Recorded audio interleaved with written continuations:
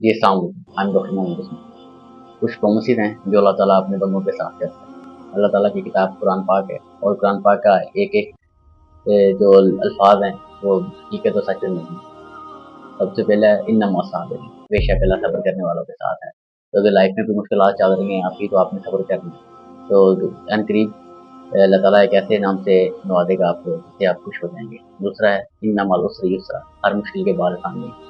तो लाइफ में up down आते रहते हैं। अगर अभी आपकी ज़िंदगी के अंदर कोई मुश्किल टाइम आया हुआ है, मुश्किल चल रही है, तो आपने अल्लाह ताला का ये वाला जो वादा है वो याद रखना है कि हर मुश्किल के बाद आसानी है। तो अगर ज़िंदगी में मुश्किल टाइम चल रहा है तो उसके बाद आसानी भी ज़रूर आएगी। और तीसरा है कि अल्लाह ताला किसी भी जान के ऊपर जितना वो बर्दाश्त करने की ताकत रखता है उससे ज़्यादा बोझ नहीं डालता। ला युकल्लिफुल्लाह नफ्सन इल्ला वुसअहा। अल्लाह ताला किसी भी जान के ऊपर उसकी बर्दाश्त से ज़्यादा बोझ नहीं डालता। तो अगर किसी के ऊपर कोई ज़िम्मेदारियाँ ज़्यादा हैं तो अल्लाह ताला ने उसे उतनी इस्तिताअत और हिम्मत भी दी है और ताकत भी दी है।